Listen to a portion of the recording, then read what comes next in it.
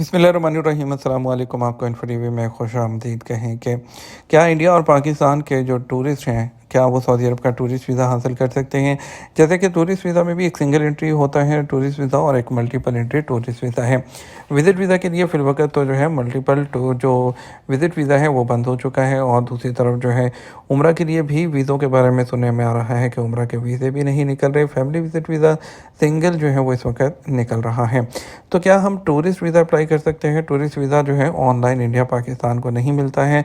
बहुत से कंट्रीज़ हैं, तकरीबन 124 मुल्क हैं जिनको ऑनलाइन टूरिस्ट वीज़ा मिलता है, लेकिन इंडिया पाकिस्तान उसमें बांग्लादेश शामिल नहीं है। तो फिर वो किस तरह से अप्लाई कर सकते हैं, उसका तरीकाकार आपको बताएंगे। उसके लिए क्या क्या रिक्वायरमेंट है वो भी बताएंगे। तो वीडियो को आपने मुकम्मल देखना है। अगर चैनल पर नए हैं तो सब्सक्राइब कर लें, घंटी के निशान को दबा दें। तो चलिए शुरू करते हैं। सबसे पहले तो वीज़ा जो है आपको जो है जो बेस एप्लीकेशन है आपको एम्बेसी के ज़रिए अप्लाई करना होगी। ऑनलाइन आप अप्लाई नहीं कर सकते हैं, ठीक है। और इसकी जो रिक्वायरमेंट है वो डिफरेंट करती है, डिपेंड करता है कि आपके डॉक्यूमेंट पूरे हैं या नहीं। वीज़ा की डिटेल आपको बता चुका हूँ। सिंगल एंट्री और मल्टीपल एंट्री होता है, 1 साल के लिए होता है। सिंगल एंट्री पर आप 3 महीने तक जो है वो स्टे कर सकते हैं, और मल्टीपल एंट्री पर आप जो है 90 डेज़ का होता है पर विज़िट आप, लेकिन 1 साल में मल्टीपल टाइम्स आ सकते हैं। प्रोसेसिंग टाइम 7 से 10 दिन लगते हैं, ठीक है।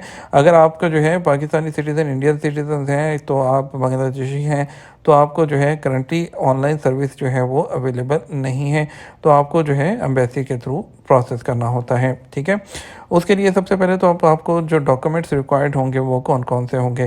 तो पहले तो आपको बता दें कि पाकिस्तानी और इंडियन और बांग्लादेशी जितने भी हमारे ये एशिया की कंट्रीज़ के सिटीजन हैं, उनके लिए कौन कौन से वीज़ाज़ होते हैं, जिसमें टूरिस्ट वीज़ा होता है, उम्रा visa, business visa, work visa और फैमिली विज़िट वीज़ा होता है। हर वीज़े की डिफरेंट रिक्वायरमेंट्स होती हैं और डिफरेंट प्रोसीजर होते हैं, ठीक है।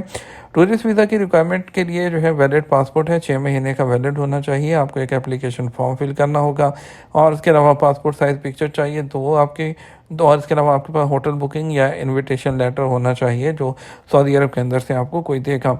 उसके अलावा आपके पास ट्रैवल प्लान होना चाहिए कि सऊदी अरब आकर आप कहाँ कहाँ घूमेंगे, आपने क्या करना है, किस लिए आ रहे हैं। और आपके पास बैंक स्टेटमेंट होनी चाहिए जिसमें इतने फ़ंड्स हों कि आप यहाँ पर आकर जो है वो रह सकें, और यहाँ के यानी कि आकर यहाँ पे भीख नहीं मांगनी है लोगों ने, और यहाँ पर आकर रहेंगे, क्योंकि आजकल पाकिस्तानी भीख मांगने में जो है वो नंबर 1 पर आ रहे हैं सऊदी अरब के अंदर। तो रिटर्न टिकट होना चाहिए हमारे पास कंफर्म, ठीक है।